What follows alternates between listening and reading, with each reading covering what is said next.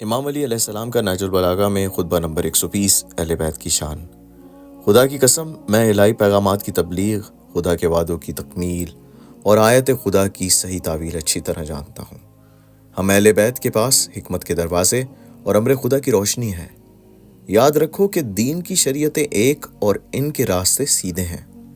جس نے انہیں اختیار کر لیا وہ حق تک پہنچ گیا اور کامیاب ہو گیا، اور جو اسے چھوڑ کر رک گیا وہ گمراہ ہوا اور آخرکار نادم و پشیمان ہوا۔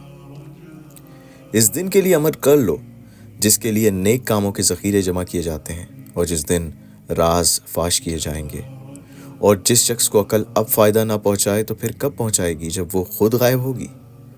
اور اس آگ سے بچو جس کی حرارت سخت اور گہرائی بہت ہے، جس کا زیور لوہا اور پینے کے لیے خون آلود پیپ ہے۔ یاد خدا کہ خدا بند عالم جس شخص کا ذکر خدا لوگوں میں برقرار رکھے، وہ اس کے لیے اس مال سے کہیں بہتر ہے جو ان وارثوں کے لیے چھوڑا جائے جو کبھی خیر کے ساتھ اس کا ذکر بھی نہیں کرتے۔